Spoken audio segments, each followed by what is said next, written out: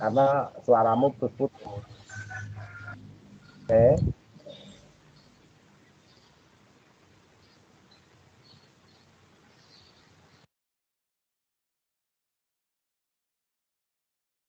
Ya, saya ulangi. Ini saya lanjutkan dulu, nanti kita ulangi dari atas. Karena suaramu putus. Oke. Oke, Pak.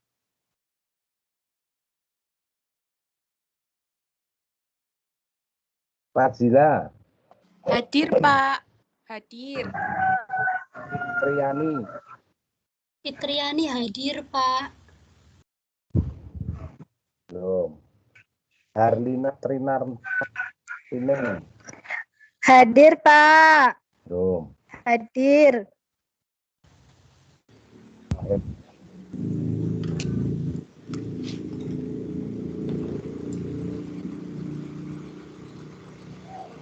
Harti.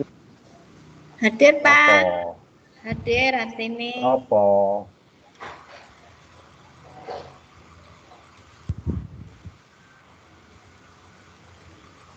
Hendri. Hendri.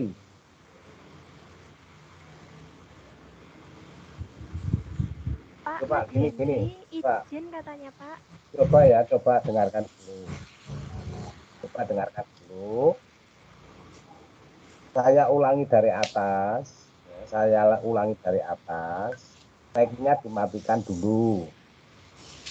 Mic-nya dimatikan dulu. Nanti pas dipanggil baru dinyalakan. Katakan hadir. Oke. Afir Dwi Kurniawati.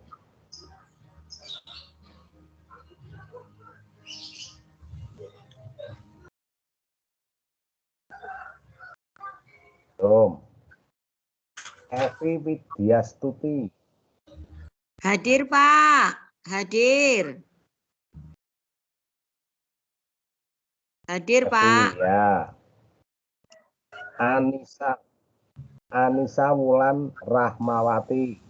Hadir, Pak.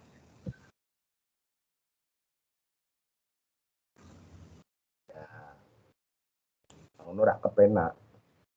Ayu Prameswari Putri P. Hadir, Pak.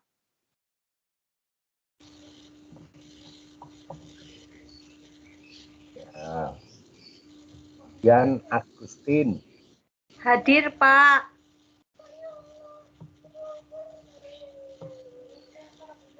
Hadir, Pak. Dian Agustin. Ya. Ermawati. Hadir, Pak. Ermawati hadir. Ya. Esti Putri Utami. Hadir, Pak. Esti Ya. Putri hadir, Pak. Kecil suaranya. Fadzila.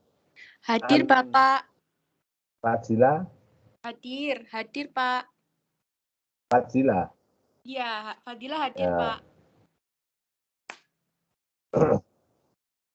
Di Harlina Trinar Tineng. Hadir, Bapak. Herlina hadir, Pak.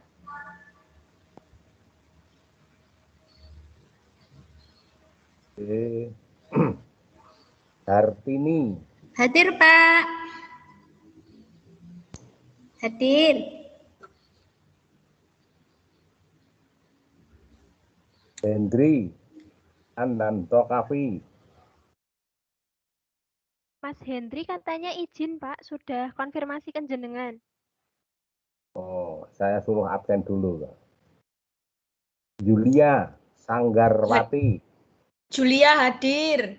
Ya. Lutfi. Lutfi hadir. Ya. Riani Kusumastuti. Riani hadir, Pak. Oke. Safira Amalia Tanto. Safira hadir, Pak. Ya. Setiawan. Setiawan Rista hadir, Pak. Oke. Sela Erinata. Sela hadir, Pak. Siti Pujiastuti. Siti Pujiastuti hadir, Pak. Ya.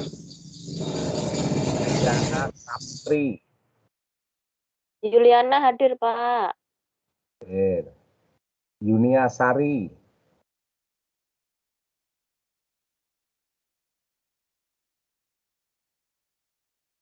Yunia Sari Mbak belum. Yunia katanya juga izin itu, Pak. Ya, nah tadi saya suruh absen dulu.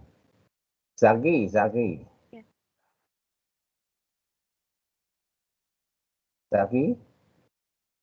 Zaki Kurniawan.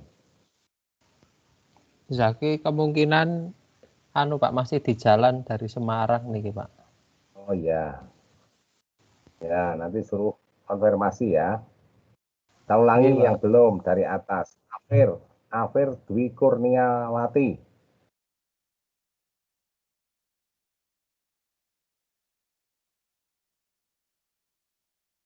Belum.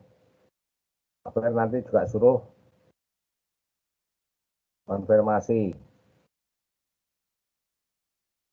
Zaki, Yunia Sari, Hendri, dan Afir. Oke.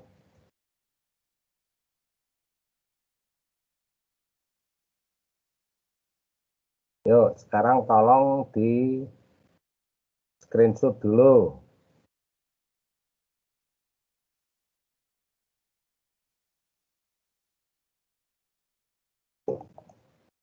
Screenshotkan Mas Setiawan.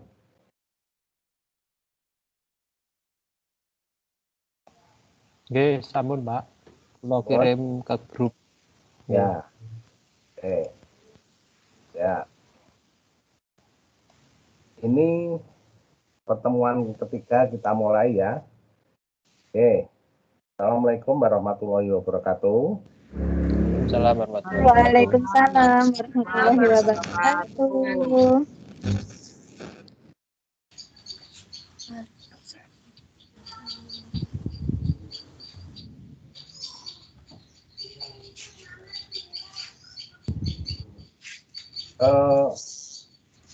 Untuk pertemuan yang kemarin, untuk TP1 yang telah kalian upload juga, ada masalah, ada pertanyaan, ada tanggapan, atau ada protes, saya persilakan dulu.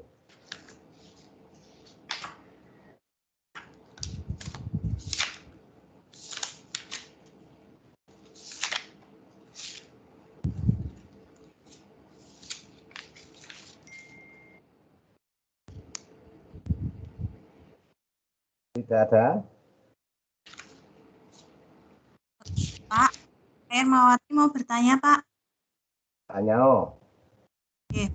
Saya mau tanya tentang tugas tutorial 1 yang kemarin nomor 6, Pak. Begini aja ya, begini. Ini untuk yang kita tidak membahas itu dulu, kita bahas secara global saja. Apakah Anda tidak puas? Tidak puasnya di mana, bagaimana? Nanti saya jawab. Yang jelas, saya mempunyai KKM sendiri. Artinya begini, kalau memang jawab dari tugas itu saya rasa belum memenuhi kriteria saya, maka saya japri, ya, saya suruh menghubungi saya minta untuk diulang atau untuk mengirimkan kembali atau istilahnya direvisi. Itu tujuannya apa? Tujuannya agar kalian bisa memiliki nilai yang saya harapkan. Ya, nilai yang saya harapkan. Halo Pak, Hendrian dan Tokavi hadir. Oke, Ini ya. sinyal putus-putus. Ya, oke. Oke, Mas. Ya, saya coret. Saya centang. Di gunung Pak, di Merapi, jadi sinyal agak putus-putus. Oke, ya. Ya, Mas. Ya, makasih. Makasih ya Pak. Ya, kita lanjutkan ya. Jadi, Oke, saya Pak. minta untuk merevisi. Itu tujuannya bukan saya menyulitkan kalian, tetapi ini mempermudah dan membantu kalian semuanya agar dapat mendapatkan nilai yang diharapkan. Itu dulu satu. Lalu yang kedua, kalau kalian protes, kalau kalian bertanya, sing mbok biji apa to Pak? Sing mbok biji apa to Pak? Yang saya nilai selain opsi juga ketepatan dari alasan. Di samping itu juga kecepatan dalam mengirimkan jawaban. Jadi ada minimal ada kriteria itu saya memberikan nilai. Tapi meskipun kriterianya seperti itu, saya tetap berusaha agar kalian mempunyai nilai KKM ke atas. KKM saya memang tinggi. Karena apa? Karena agar nanti endingnya terakhir nilai akhir, nilai yang dikumpulkan atau nilai yang diperhitungkan nanti itu semuanya bisa memperoleh predikat A. Itu maksud saya seperti itu. Oke. Jadi sekali lagi saya sudah mempunyai kriteria sendiri. Ya. Cara penilaiannya atau kalau Anda bertanya sing mbok biji apa to Pak, yaitu tadi selain opsi juga alasannya. Opsi ini bener Pak, oleh 100, oleh cuma 15 soal itu semuanya benar. Tapi saya lihat alasannya tepat atau tidak, sehingga nilai pada setiap pertemuan, setiap tugas itu adalah nilai yang diolah, bukan nilai dari yang mentah.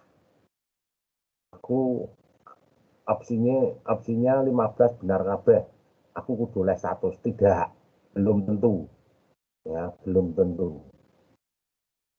Aku opsine 15 ki aku salah 5. Ya, sehingga bijiku mung 10 dibagi 15 kali 100, tidak juga. Bisa lebih dari itu. Oke. Ada pertanyaan? Tanya. Sanggar. Pak Zaki Kurniawan hadir, Pak. Ya.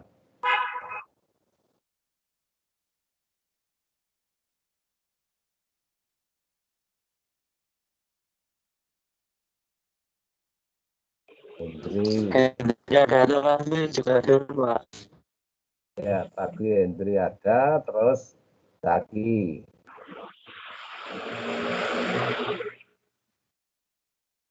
Dunia Sari belum ya? Belum absen. Afir. Afir. Belum. Tuh laporan, tolong.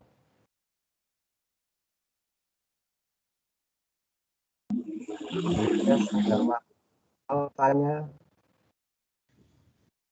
Kayaknya sinyalnya susah Pak di areanya Bu Afir. Tadi sudah WA ke grup katanya sinyalnya susah.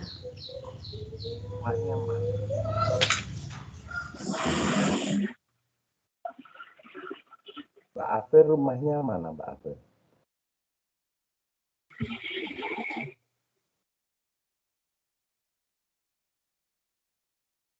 Mbak Artini. Iya Mbak Artini. Mbak Afir rumahnya mana? Hartini hadir, Pak. Nah iya, saya tanya Mbak Afir rumahnya mana? Oh, Mbak Afir Manjung, Pak. Oh Manjung kono ya. Dari Manjung ya cedak kutha lho. Susah. Ya. Dari grup ini ada yang rumahnya wilayah Kebonarum. Saya Klaten Selatan, Pak. Ya, apa? Anggraini. Ini. Klaten Selatannya mana? Bendo Gantungan. Bendo Gantungan. G. Anggreni kan di Anggreni. Tunjukkan. Kemarin itu saya di Waskito Nisih. Kamu kemarin jajan bakso. Kemarin kamu jajan bakso. Pripun Pak suarane putus-putus kok. Kemarin kamu jajan bakso yang ngarep kecamatan. Oh, bakso sing belok niku to Pak, bakso keju niku to. Kemarin tuh saya lihat anak UT, ya anak PGSD itu jajan bakso karo kancane. Nah, di sana kok ngrenengi aku, iki sapa? Menyebut nama saya. Ora ngerti aku. Mboten nih Pak, kula mboten jajan bakso ada ini. Kan ngomong ngrenengi ora jajan. Ngomong ngrenengi, nek ora ngomong ngrenengi ya nggih Pak kula ngono. Kula dhewe jajan mie ayam kok Pak. Sarung mie ayam meh podong sak warung. Oke, ada pertanyaan?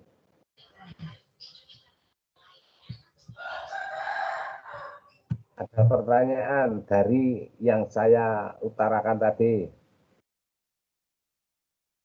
Iya Pak, saya mau tanya Pak, Evi. Evi, tanya Evi. Itu Pak, tadi Bapak mengatakan KKM-nya tinggi. Kalau boleh tahu KKM-nya berapa Pak, supaya kita semangat dalam belajarnya. Terima kasih. Ora sah ngerti KKM-e. Nek aku ngomong KKM kurang banget aku ngono piye. Lah mungkin kersane dipacu belajarnya Pak. Ora sah wae. Oh ngoten nggih. Yang penting ada tugas dikerjakan. Ada tugas dikerjakan, nek tak tonton masih kurang, tak kon garap neh. Wae. Nggih Pak, nggih, matur nuwun. Kakean pikiran kok, kakean beban ndakan. Nggih Pak, nggih. Kemarin kalian mengumpulkannya lewat Japri ya?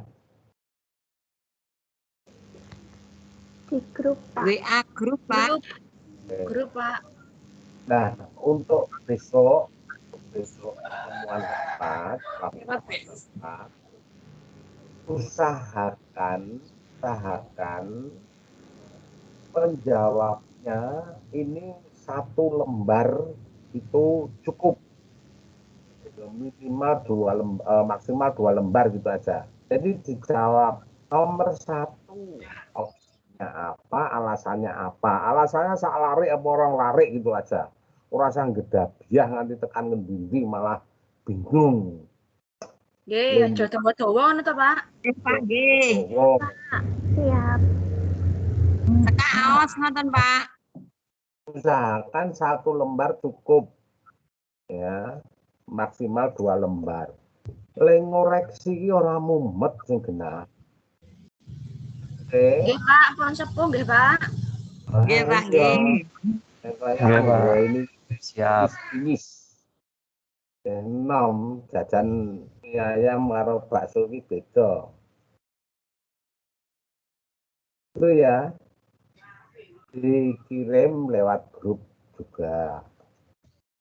Tidak usah ditulis tangan tapi diketik saja. Oke. Nanti temannya diberitahu. Oke. Ada lagi?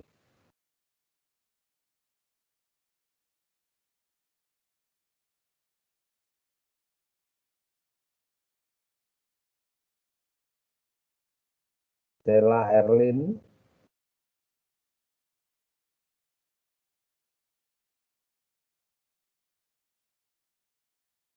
Nggih, Pak. Tanya apa? Pripun, Pak? Putus-putus, Pak.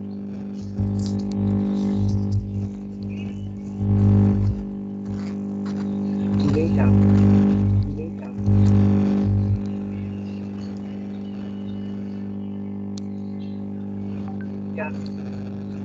Suaranya putus-putus, Pak.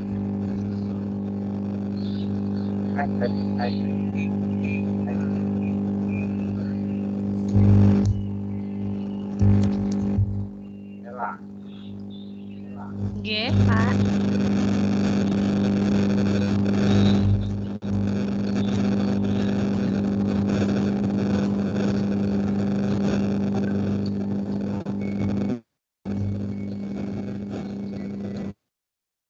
Nah, iya toh, yang putus-putus dari kamu itu.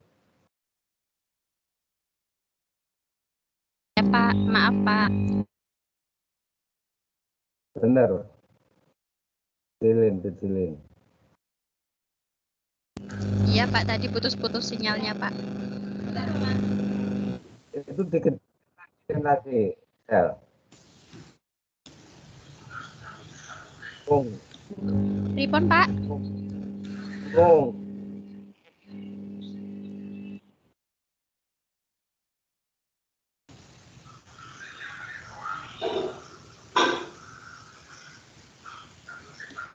Sudah menganut.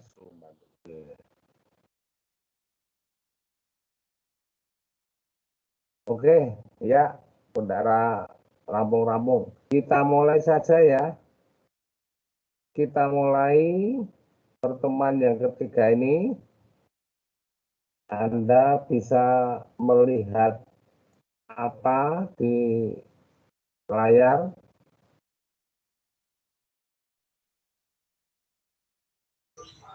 Absensi, Pak.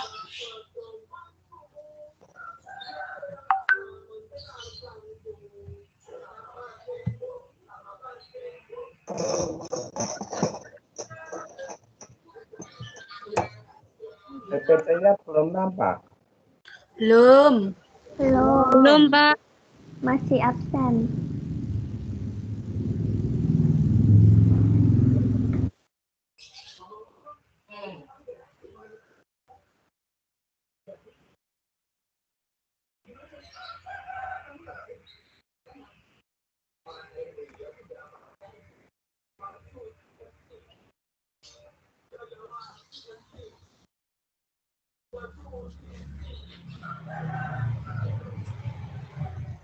Sekarang belum nampak juga. Belum. Belum. Belum, Pak. Belum, Pak. Belum, Ya. Pak. Oke.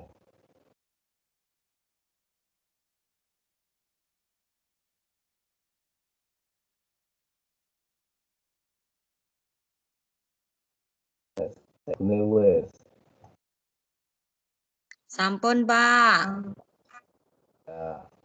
Ya, kita mulai aja ya untuk pertemuan yang ketiga ini dengan konsep dasar IPS PDGK 4102.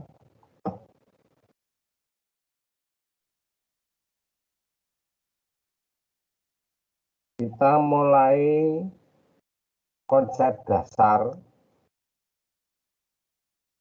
Ya, kemarin konsep dasar ekonomi, geografi, lah kita mulai sekarang dari konsep dasar sejarah.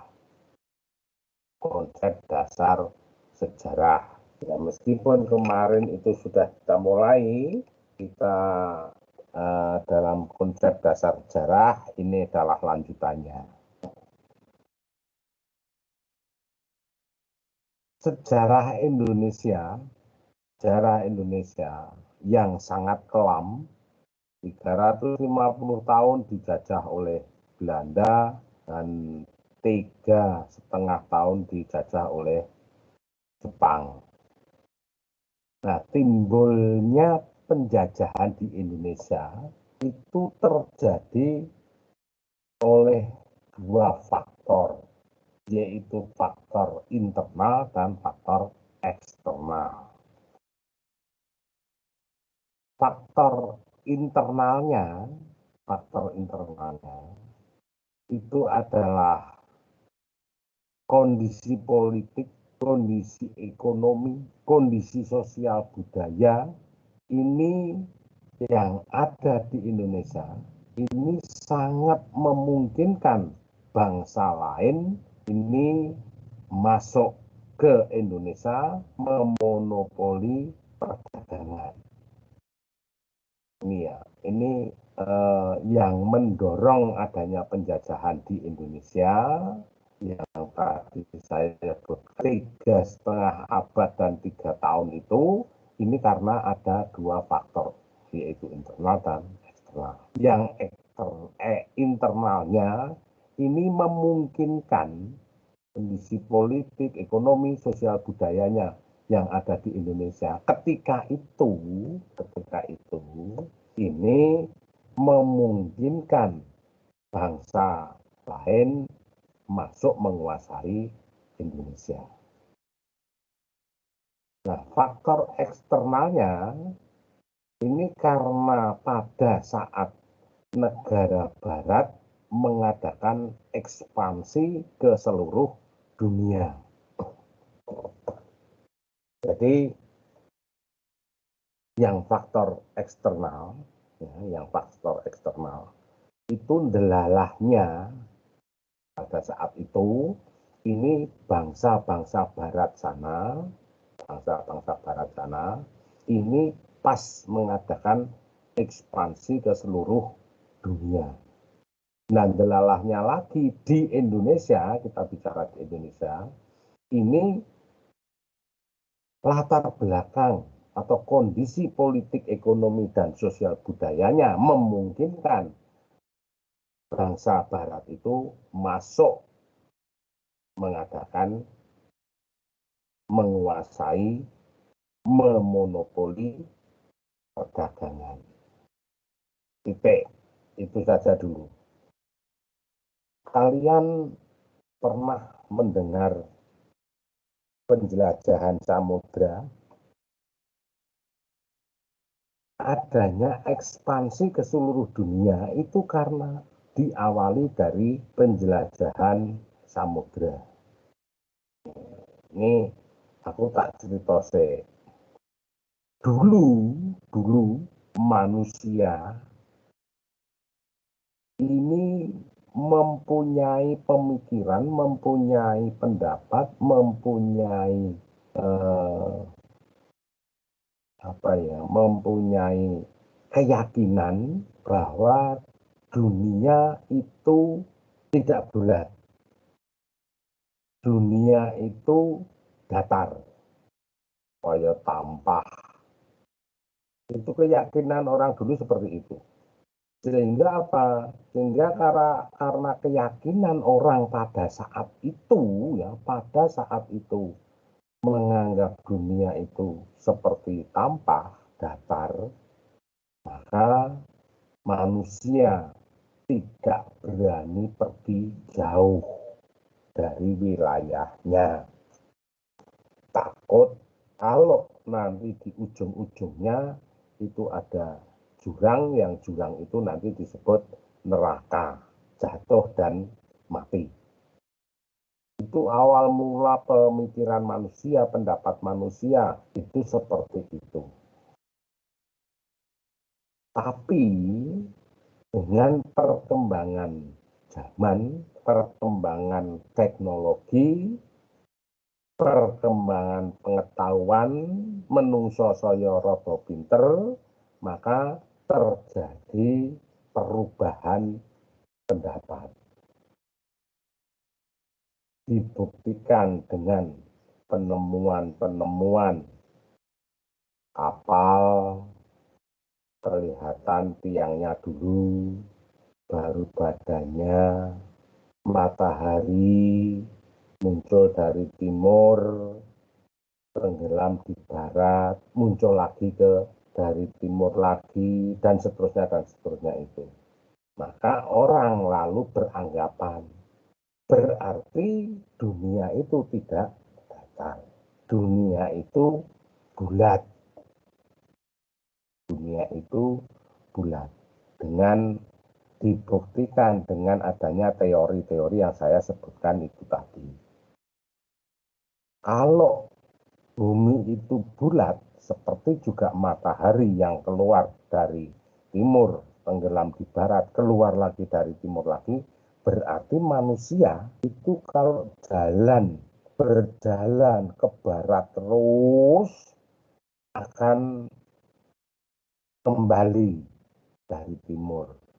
Kalau berjalan ke timur terus akan kembali dari barat.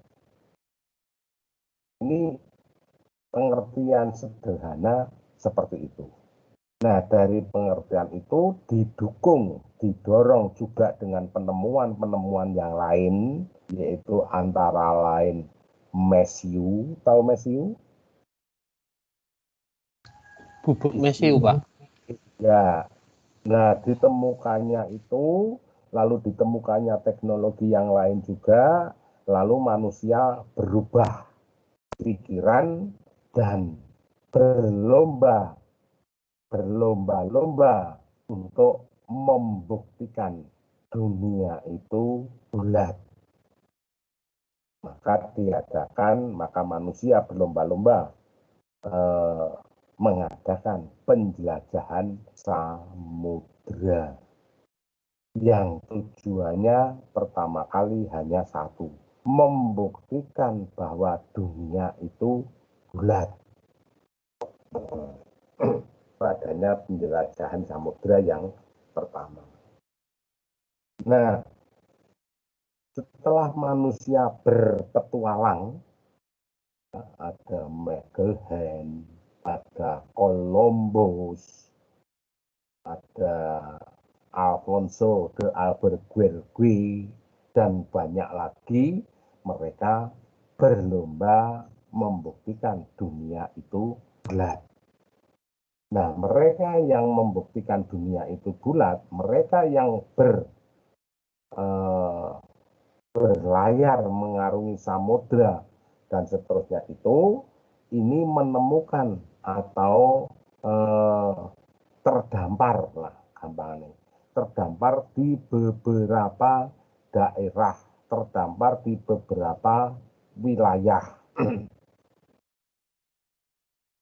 terdampar di beberapa wilayah, sehingga wilayah yang didampari itu, katakanlah seperti itu, ini disebut penemuan.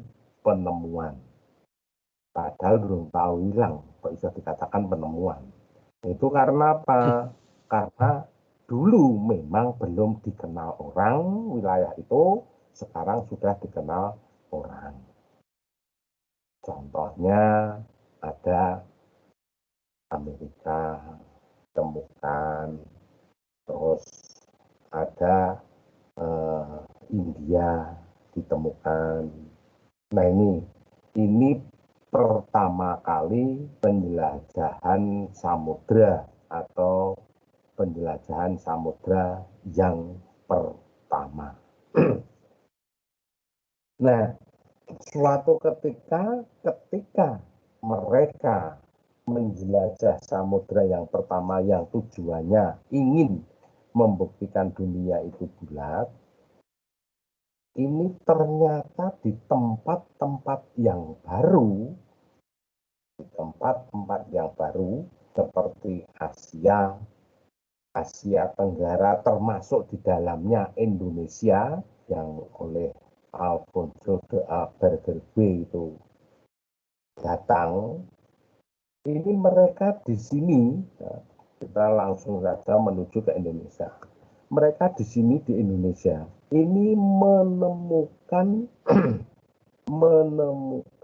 barang-barang, menemukan komoditi, menemukan barang-barang dagangan yang laku sekali di negaranya sana, negara barat sana.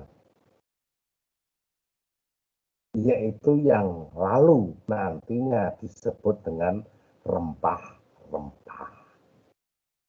Dia datang di Indonesia, ya katakanlah seperti itu, datang di Indonesia menemukan barang-barang ini tidak ada di barat sana.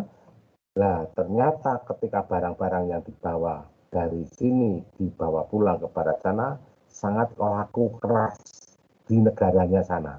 Nah, barang-barang itu adalah antara lain yang disebut dengan rempah-rempah. Nah, babak yang kedua.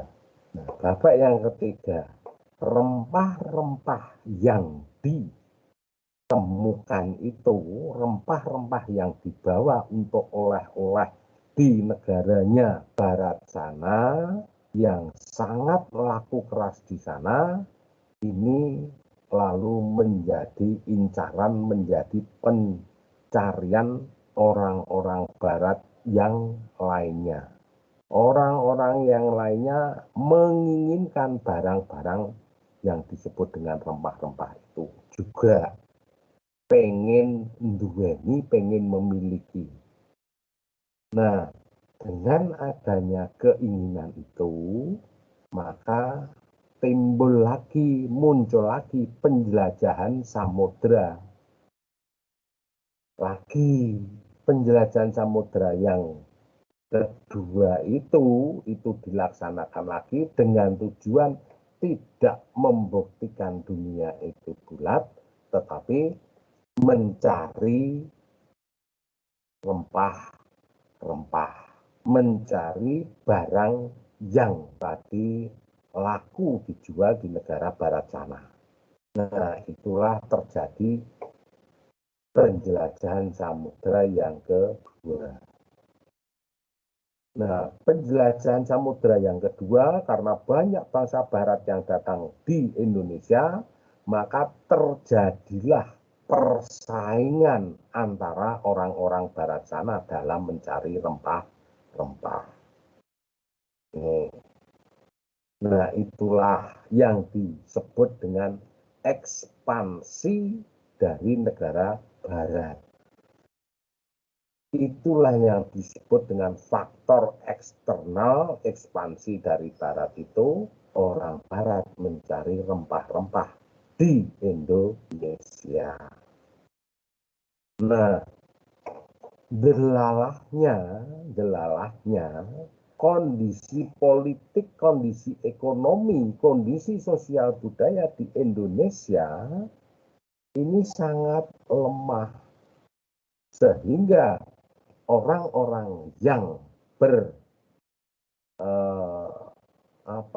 berebut menguasai sangat gampang menguasai wilayah Indonesia.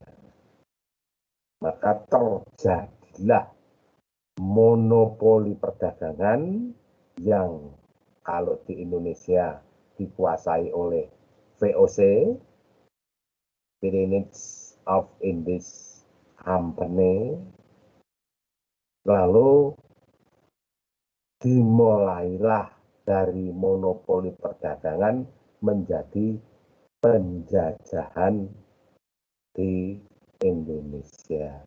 Tidak penjajahan perdagangan saja, tetapi penjajahan politik, ekonomi, sosial, dan semuanya di Indonesia. Inilah timbulnya penjajahan di Indonesia. Mau-mau nih koyo. Sampai di sini dulu. Ada pertanyaan, sanggahan, atau yang lain? Ya, persilahkan.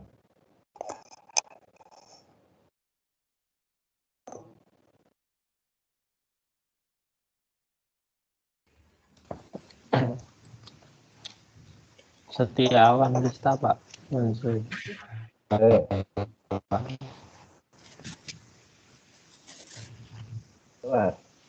Ini Setiawan Rista. Untuk apa?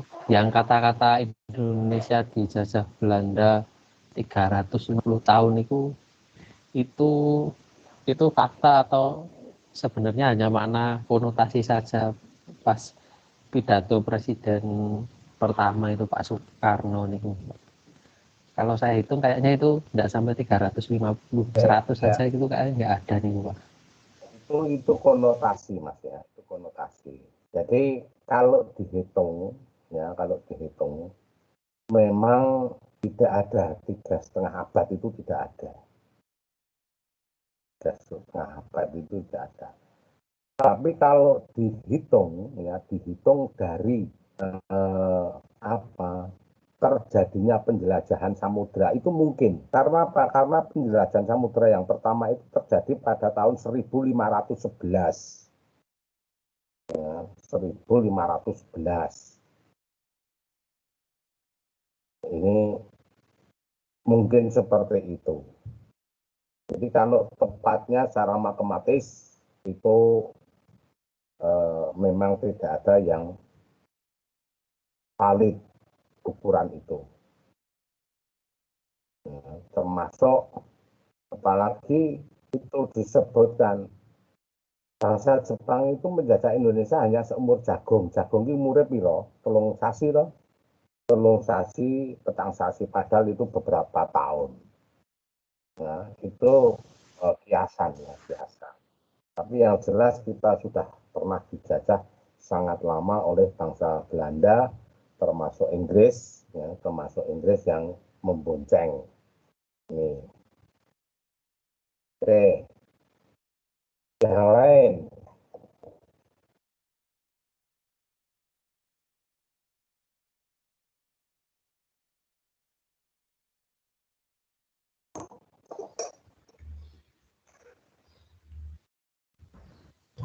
Pak, dalam anggaran ini Pak, dalam faktor eksternal tadi yang dimaksudkan dengan mengadakan ekspansi ke seluruh dunia ini apa nggih Pak? Ceritane mau tak ceritani mau turunan dok. Ayo. Maksudnya yang diperluaskan rute antara penjelajah samudra penjelajahan itu loh Pak. Iya. Ekspansi itu apa toh? Penguasaan toh? Penguasaan. Lange. Jadi penjelajahan, penguasaan, ekspansi yang dilakukan oleh negara-negara Barat. Iki jane dudu negarane nduk, ning bangsane, bangsa Barat sana. Kan, nah, bangsa Barat ini kalau tadi yang pertama itu ingin membuktikan dunia itu lihat, lalu yang kedua ingin menguasai perdagangan. Nah, dalam menguasai perdagangan, ini kan menguasai bangsa lain menguasai negara lain itu kan ekspansi. Nggih, mengambil rempah-rempah dari negara lain gitu nggih, Pak? Tadinya sih tidak mengambil, maunya ya tuku, ya misalkan bangsa Perancis, bangsa Belanda, bangsa Inggris, terus bangsa Portugis, ini semuanya datang ke Indonesia, katakanlah seperti itu. Mereka sama-sama ingin membeli rempah-rempah. Nah, dalam ilmu ekonomi kalau penjualnya hanya satu, pembelinya banyak, maka akan terjadi monopoli. Kalau penjualnya satu, pembelinya banyak, akan terjadi monopoli. Pembelinya satu, penjualnya banyak, akan terjadi monopoli. Nah, ini terjadi di situ. Ketika itu terjadi, sing dodol Indonesia, Malaysia mboten Pak, Malaysia iya, tetapi ketika datang di Indonesia, bukan yang ada rempah-rempah di Indonesia. Yang mau beli ada beberapa bangsa. Nah, mereka yang mau membeli ini saling bersaing. Aku wani 1000. Sewu matus, ini menu 3000 dan seterusnya, maka terjadi persaingan di antara pembeli. Nah, persaingan di antara pembeli tadinya itu seperti itu. Nah, persaingan terus akhirnya para pembeli itu bersaing piye carane iso menguasai rempah-rempah itu, ya. Barang-barangnya dulu. Nah, barang-barangnya iso menguasai, otomatis sing dodol dikuasai. Nah, gelalahnya kondisi politik, kondisi ekonomi, kondisi sosial budaya Indonesia ini sangat rapuh ketika itu. Sehingga mudah sekali dikuasai oleh satu bangsa. Tadinya bersaing, tapi sekarang satu bangsa yang menguasai, itulah terjadi ekspansi. Nah, bangsa lain menguasai mana? Bangsa lain menguasai negara yang lain. Mungkin di daerah Brunei Darussalam itu orang yang menguasai. Oh, nggih, Pak. Jelas, Pak. Ini nomor telepon. Anggreni, nomor telepon ini catat kesek we. Pripun, Pak? Nomor teleponnya sapa catat kesek we. Nomor teleponnya pripun, Pak? Ya kuwi mburimu kuwi nomor teleponnya sapa? Oh, nggih, kula pateni, Pak. Ini ada lagi.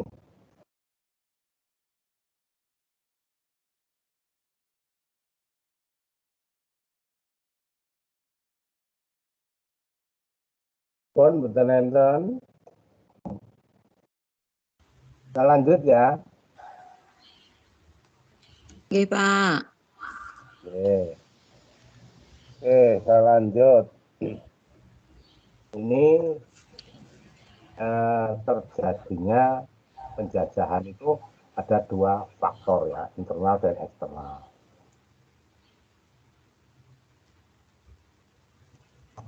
Oke. Nah, sekarang karakteristik penjajahan tadi kan kita kan ketika itu kan dikuasai oleh beberapa negara. Loh, ini Mas apa mau? Tahun 1511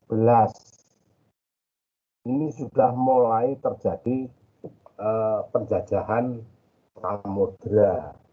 Jadi kalau 3,5 tahun memang apa 3,5 abad itu ya kira-kira ada, tapi tepatnya kan tidak seperti itu. Nah, orang-orang atau penjajah-penjajah itu mempunyai karakteristik masing-masing. baik itu dari Portugis, Spanyol, Inggris, Belanda maupun Jepang.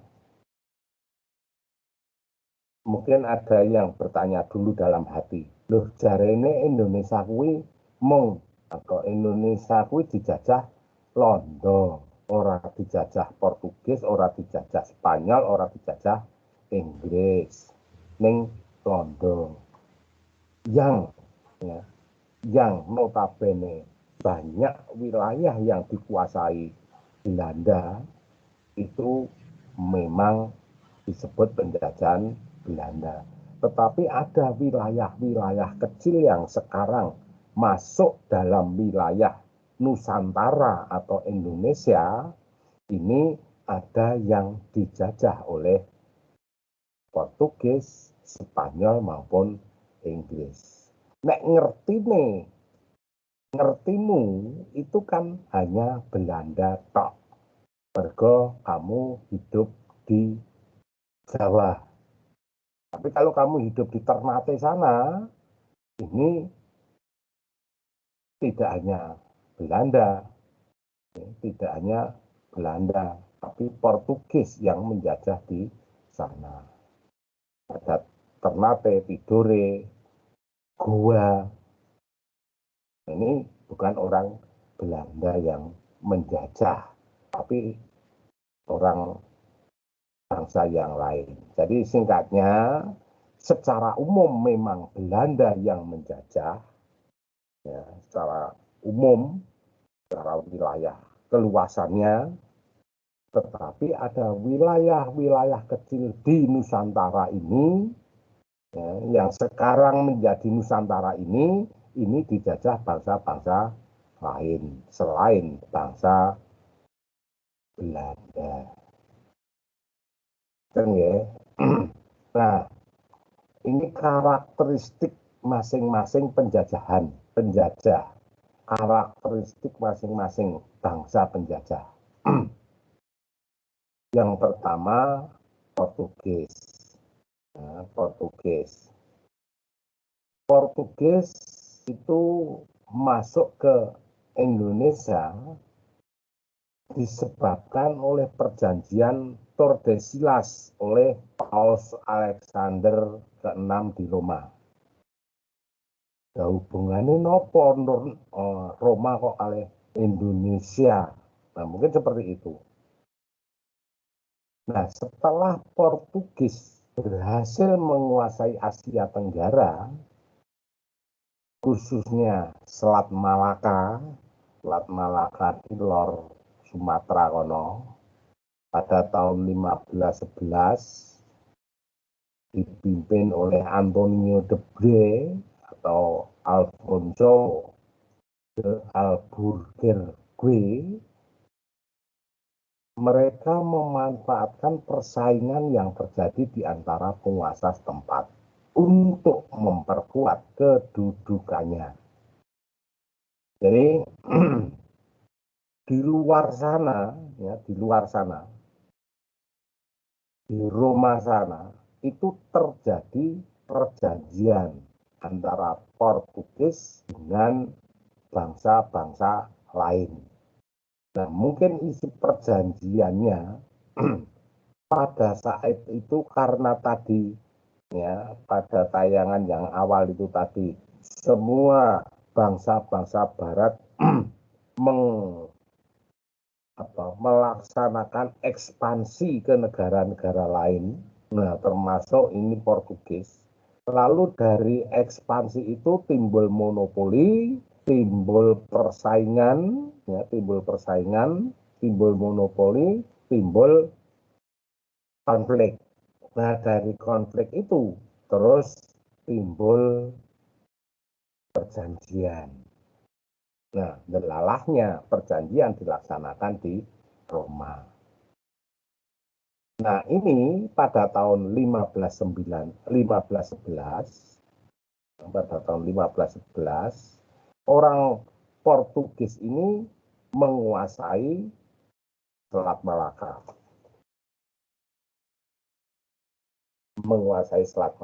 Nah, karena menguasai Selat Malaka, orang Portugis ini tetap ingin mempertahankan dan memperkuat kedudukannya di dalam penguasaan Selat Malaka.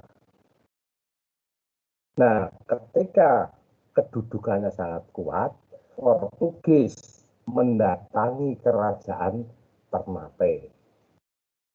Nah, Ternate, kerajaan Tidore. Nah, mereka ini diterima dengan baik oleh penguasa setempat.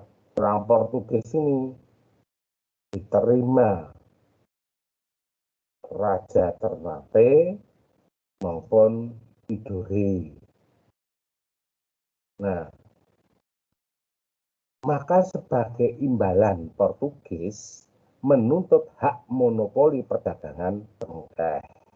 Di Ternate dan Tidore ini adalah produksi cengkeh yang sangat baik. Nah, ketika orang Portugis datang ke Ternate dan Tidore, ini minta Portugis saiki dimonopoli perdagangan cengkeh. Orang-orang Ternate Tidore, kerajaan Ternate Tidore tidak boleh menjual cengkehnya ke bangsa lain selain Portugis. Itu yang namanya monopoli. Nah, terjadilah monopoli-monopoli yang lain, termasuk rempah-rempah yang lain, yang semuanya harus dijual ke Portugis. Maune mau cengkeh, tapi yang lain pun juga diminta untuk dijual ke Portugis, dimonopoli ke Portugis. Dengan ancaman, nek pengen adol atau kalau tidak manut, tidak menjual ke Portugis, maka diancam dengan kekerasan senjata. Nah, inilah lalu menimbulkan perlawanan dari Indonesia, terutama dari kerajaan Ternate sendiri maupun Tidore, maupun saudara-saudara dari kerajaan yang lain. Karena apa? Karena diancam dengan kekerasan itu. Ini karakteristik penjajahan Portugis. Nah, kalau bangsa Spanyol, nah dari perjanjian itu tadi, kalau Portugis ini menguasai wilayah Selat Malaka, kalau Spanyol ini mendapatkan wilayah barat. Rombongan kapal Spanyol ini menuju ke arah barat dipimpin oleh Magellan, melewati Samudra Atlantik dan tiba di Amerika Selatan. Terus menyusur pantai selatan Amerika, melewati Samudra Pasifik dan sampai di Filipina.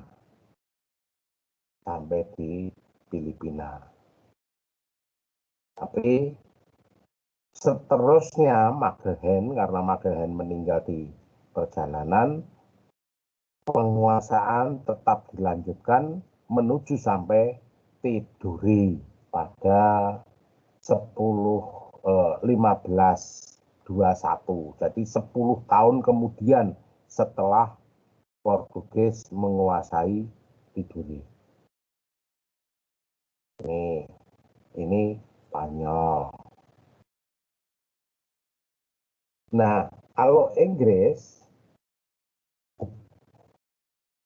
ini ada dua pendapat yang harus diputuskan oleh Inggris dalam menghadapi Portugis. Jadi Portugis kan menguasai Selat Malaka, ya. Terus Spanyol menguasai Filipina, terus ora wurung menuju ke Tidore. Nah, kalau Inggris ini ada ada dua yang diputuskan dalam menghadapi Portugis. Yang pertama, meminta Portugis dengan imbalan mendapatkan hak monopoli. Jaluk monopoli nih. Portugis. Aku njaluk monopoli juga. Nah, pendapat yang kedua, Inggris merebut perdagangan Portugis dengan menggunakan jalur laut melalui Tanjung Harapan. Nah, pada tahun 1591, 80 tahun kemudian, ekspedisi yang dipimpin oleh George Raymond dan James Lancaster ini menuju Lemon, Tanjung Harapan, India. Nah, yang bisa sampai ke India, Tanjung Harapan, dekat Selat Malaka, itu adalah temannya, yaitu James Lancaster. Jadi ada dua orang utusan dari Inggris, yang satu George, yang satu James. George tenggelam, meninggal di perjalanan, tapi James mampu mencapai Selat Malaka lewat Tanjung Harapan, India. Nah ini di Selat Malaka berarti sudah ada 3 bangsa yang menguasai, Portugis, Spanyol, dan Inggris. Tapi beberapa puluh tahun kemudian.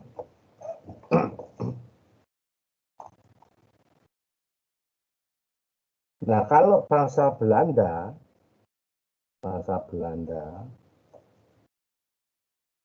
ini bangsa yang mandiri. Belanda ini datang ke Indonesia ini hanya ingin mencari rempah-rempah sendiri. Ya, jadi tidak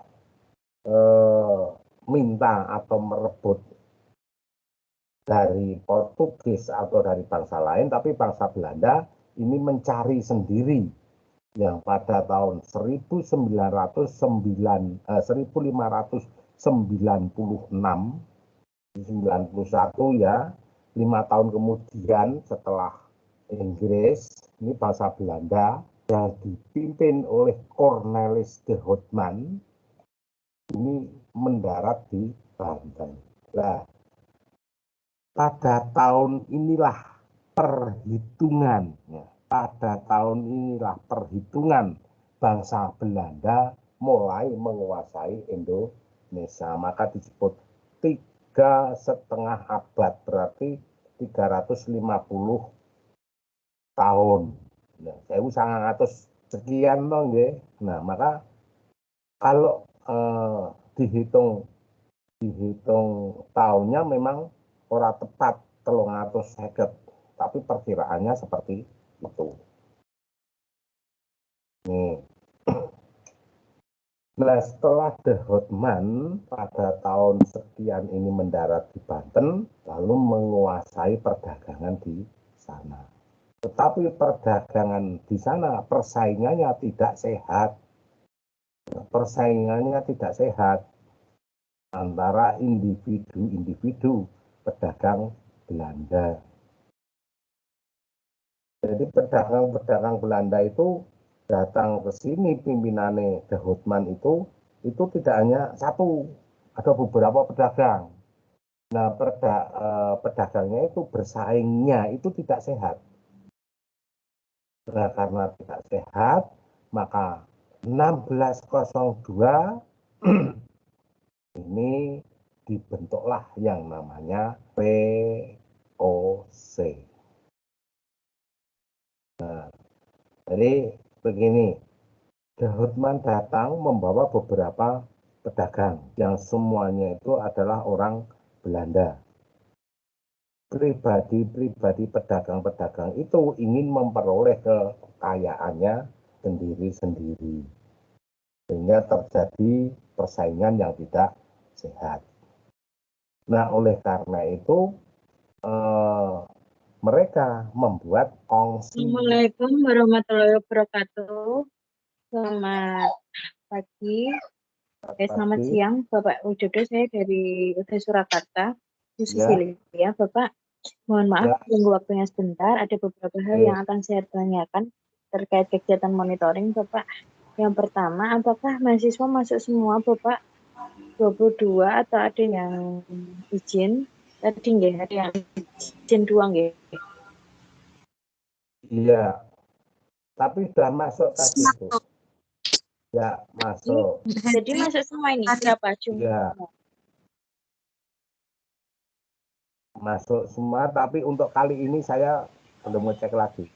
Tadi sudah laporan saya bisa ya, masuk, Pak. Saya bisa masuk. Ya. Oh ya, 24 orang ya? Atau bagaimana? Coba saya cek. saya cek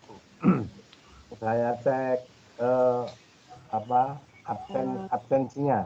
Sebentar, ada berapa? 22 atau 24 ya? 23 nih, Pak. 24 seharusnya. Nah, ini apakah masuk semua? Ketua kelas mungkin bisa menjawab atau ada yang izin? Esti Putih, Esti, tolong. Atau salah satu? Iya Pak, Mbak Estinya baru ke kamar mandi sebentar Pak. Ini kayaknya kurang Mbak Yuniasari tok, Pak. Oh iya, kurang Yuniasari. Kurang satu. Iya, kurang satu yang belum bisa masuk Yuniasari. Tadi yang lainnya sudah absen masuk, Bu. Sudah melaporkan masuk. Oke, ya. Oh ya, siap. Untuk apa waktunya sudah nggih, Pak? Internetnya lancar nggih? Tidak ada gangguan nggih? Ya. Tapi dari mahasiswanya tadi ada yang Kadang juga ini ada gangguan ya. Sinyalnya juga gangguan kok, Pak. Asalnya di Gunung Kidul jauh. Ya. Oh ya.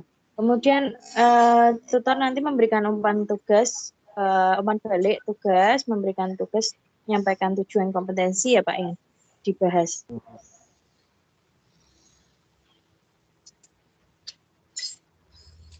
Halo? Halo, iya Bu. Apakah Bapak menyampaikan, memberikan umpan balik tugas dan memberikan tugas kepada mahasiswa? Ya, setiap kali tayang PPT ini memberikan umpan balik kepada mahasiswa, baik itu tanggapannya atau pertanyaannya atau kritikannya, ketidakjelasannya bagaimana setiap kali itu. Oh iya.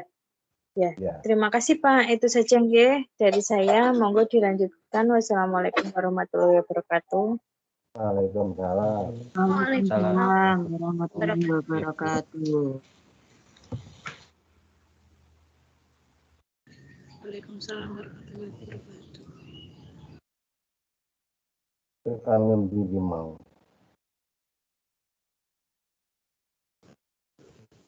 Sampai karakter pembaca Inggris. Belanda. Londo apa Londo? Yes, Belanda nyampe di Indonesia. Benar. Ekspedisi pertama. Berdirinya VOC Pak, sampai berdirinya VOC.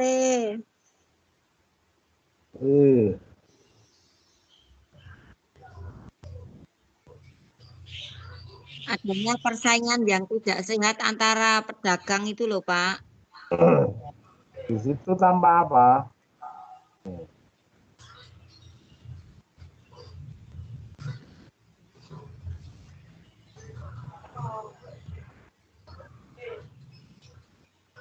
Sudah tambah PPT belum? Belum, Pak. Belum nampak. Tampak PPT-nya, Pak. Belum kelihatan. Belum. Bang hilang, Pak. Pak Ilung.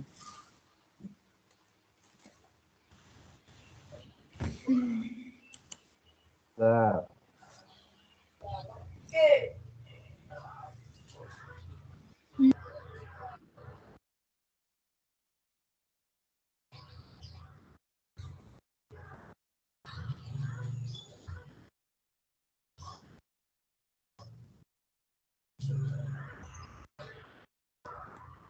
belum juga.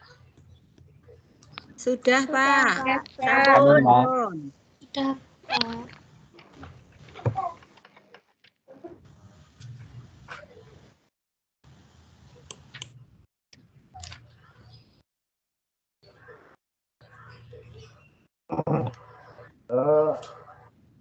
Coba tolong di screenshot aja lagi dulu.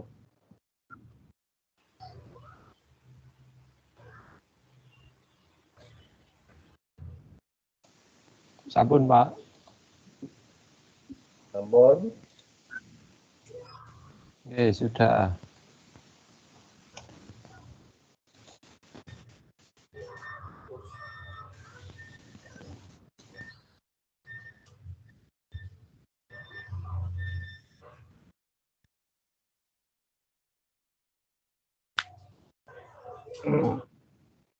Ya. Jadi tadi gini ya.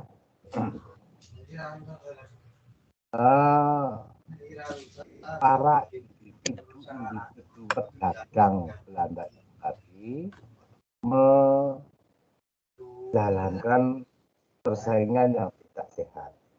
Nah, karena persaingan yang tidak sehat antara pedagang-pedagang itu, maka dibentuklah yang namanya VOC. Ya, dibentuk VOC. Nah, perkembangan VOC ini pada dasarnya VOC itu adalah juga orang-orangnya yang tadi melaksanakan persaingan yang tidak sehat ini. Akhirnya VOC ini dirongrong sendiri oleh bangsa Belanda itu sendiri. Banyak yang korupsi, banyak yang ingin kaya sendiri, dan seterusnya, itu sifat manusia. Akhirnya VOC dibubarkan pada tahun 31 Desember 1799.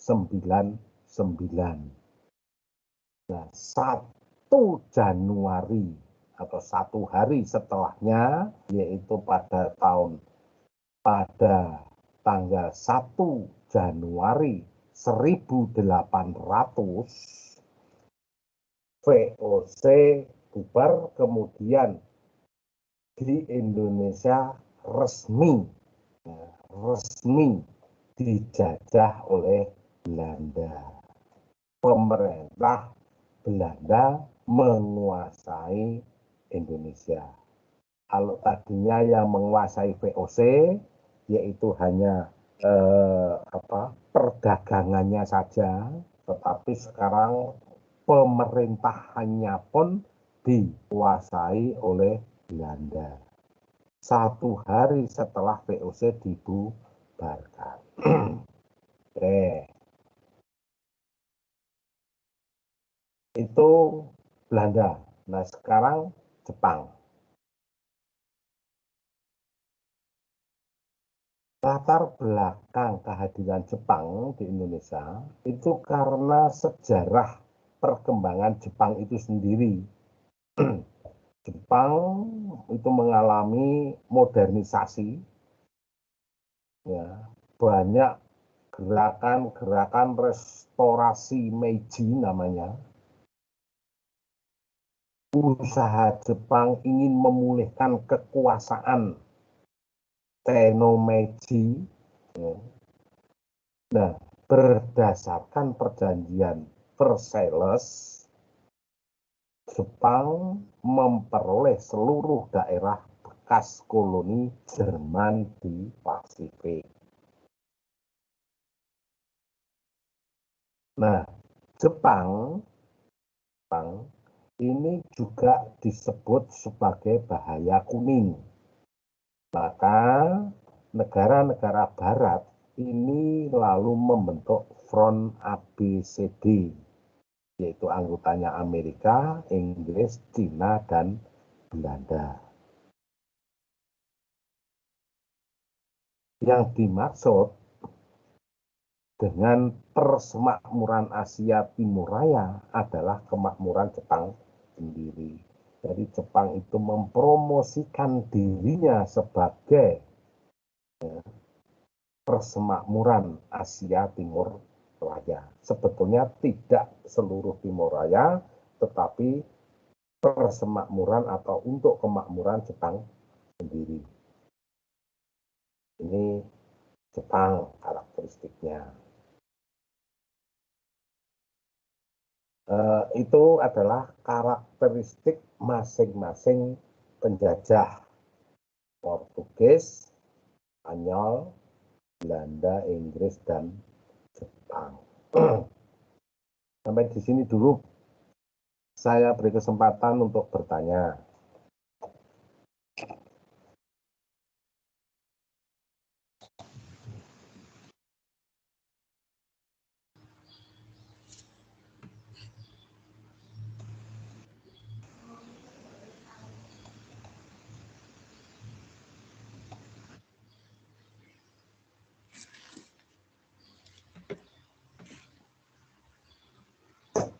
Monggo, saya persilahkan bertanya.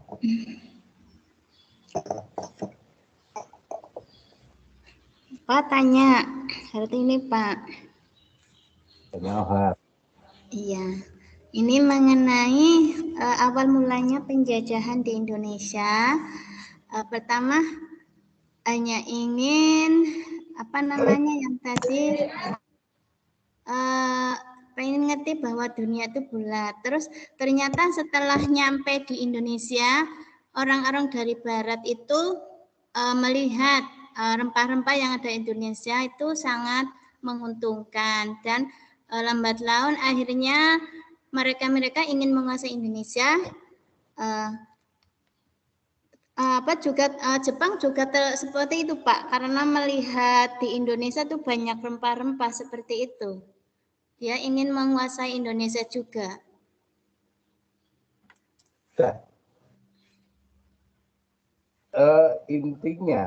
Intinya Jepang memang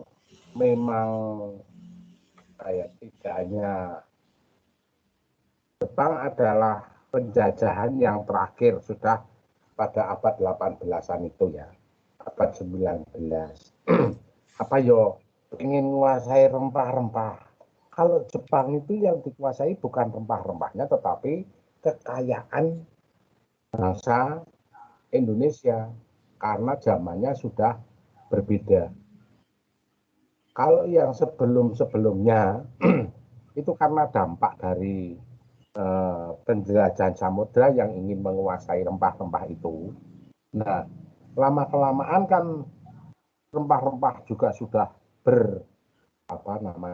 sudah viral, bahasa sekarang viral di sana. Sehingga tidak terlalu diperhitungkan, tetapi tidak hanya rempah-rempah saja, sumber daya alam yang lain berkembang lagi. Tidak hanya rempah-rempah, tetapi sumber daya alam yang lain ini dikuasai oleh penjajah. Intinya penjajah ingin menguasai tidak hanya rempah-rempah, rempah-rempah itu zaman biyen. Nah sekarang sumber daya alam yang lain. Indonesia sangat kaya. Indonesia sangat kaya dengan sumber daya alam. Eneng kayu, eneng damar, dan masih banyak lagi sumber daya maupun sumber tambang yang lain. Nah itu yang dikuasai pada penjajahan setelah masa atas kemerdekaan. Enggak Mas. Terus pakai enggak boleh. Menurut arti ini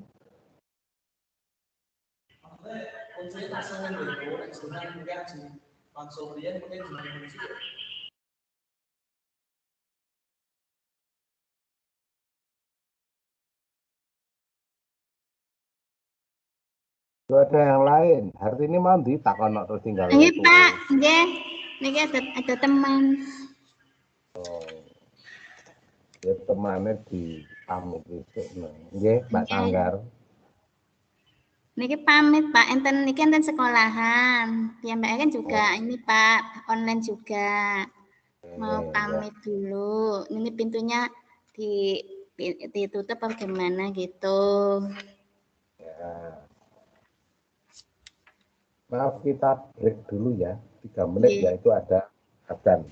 Oh nggih Pak. Nggih, Pak. Mbak Sanggar break dulu ya Mbak Sanggar.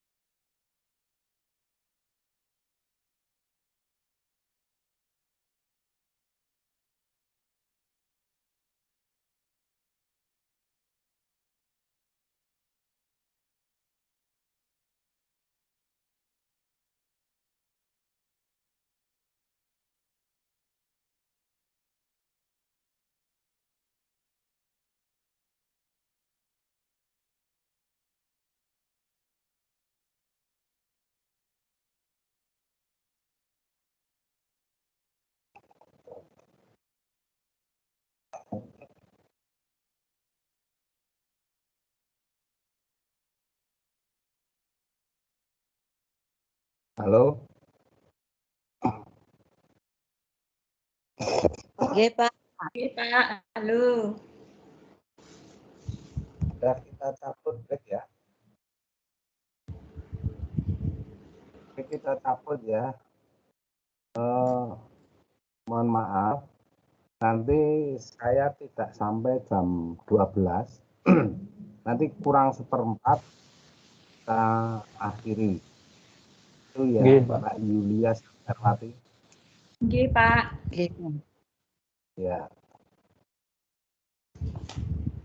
Ah, kembali ke tadi yang mau bertanya, jawab, menanggapi, menyanggah, persilahkan. Saya Pak Lutfi Nur Fadilah. Ya, Yolut.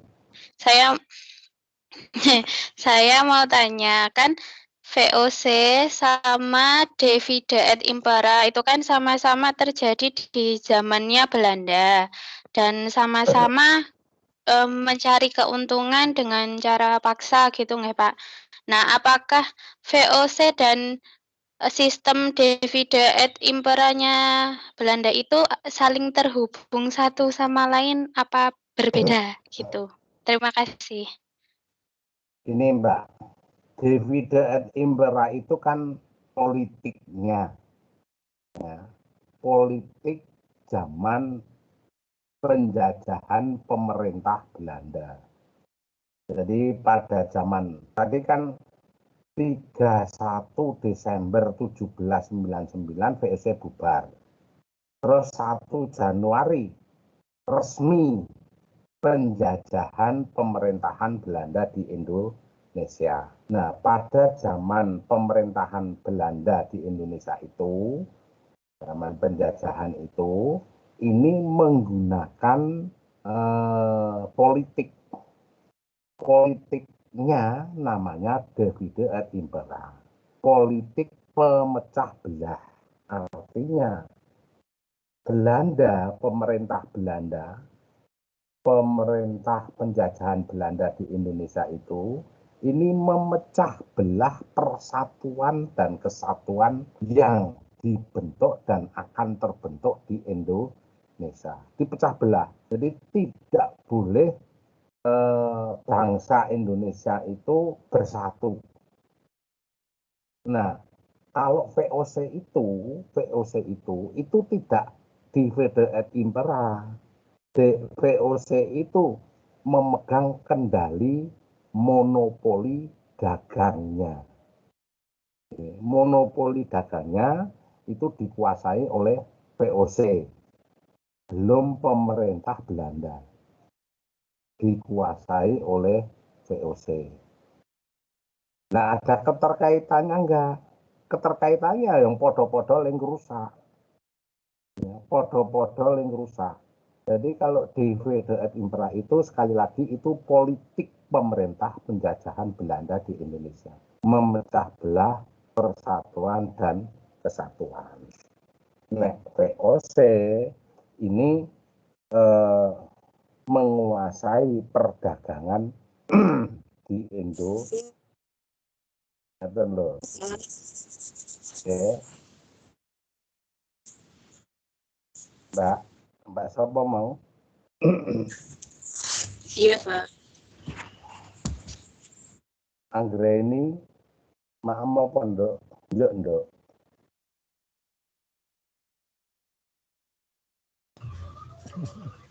Maaf buah Pak, ben seger. Ya. Itu Asal ya. Oleh Sanggarwati lo anteng ngeket mau. Evi mau tanya Ovi. Iya Pak, saya mau tanya ini Pak. Dari tadi yang sudah dijelaskan Bapak bahwa banyak bangsa asing yang menjajah di Indonesia, diawali dari Portugis sampai Jepang. Lah, mengapa bangsa Indonesia itu kok bertubi-tubi dijajah terus begitu Pak? Terima kasih. Nah itu tadi dari tayangan awal itu karena apa faktor internalnya Indonesia itu keadaan politiknya, keadaan ekonominya, keadaan sosial budayanya itu rapuh. Ketika itu rapuh. Sehingga apa? Sehingga karena rapuh itu mudah sekali dipengaruhi. Nah, kalau mudah dipengaruhi, maka akan terjadi penguasaan, akan terjadi ekspansi. Nah, ekspansi itulah yang lama-lama menjadi penjajah. Makanya kalian cewek-cewek cantik ini jangan rapuh. Ya kamu nanti bisa diekspansi. Kalau kamu kuat iman, kuat segalanya, ini tidak akan diekspansi, tidak akan dijajah, tidak akan dikuasai oleh orang lain. Ya, ini penguasaan. Nah, kalau ditanyakan kenapa kok bertubi, ya karena rapuh itu tadi, keadaan politiknya, keadaan ekonominya. Nah, ini karena rapuh, tidak kuat. Nah, orang per orang bagi manusia kalau imannya kuat ini tidak mungkin akan dijajah. Nenek imannya ra kuat ya dijajah, diakui sirono rene. No ya Fik ya. Nggih Pak, nggih ya, terima kasih. Wah, ada lagi.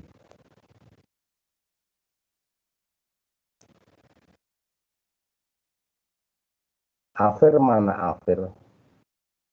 Afir? Ngomongan dong.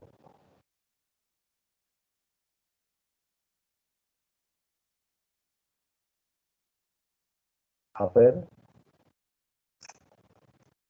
Nggak kelihatan lagi. Afir.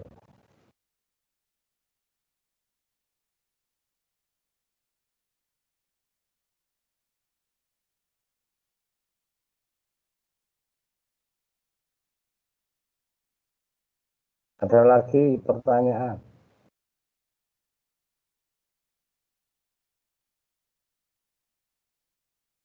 Kalau sudah tidak ada, ini materinya sudah saya upload, sudah saya unggah di LMS. Silahkan kalian unduh. Ya, silahkan kalian unduh. Dan seperti yang saya katakan tadi, saya untuk kali ini tidak sampai jam 12, nah, tidak sampai jam 12, saya beri kelonggaran jam kurang seperempat ini kita akhiri. Ngaten nggih. Nggih, Pak. Nggih, Pak. Siap. Nggih, Pak. Ya, sebelum diakhiri tolong di screenshot lagi sebanyak mungkin. Sebanyak yang kelihatan itu loh, yang kelihatan sebanyak mungkin. Nggih, Pak. Nah, kelihatan. Nggih, ya Pak.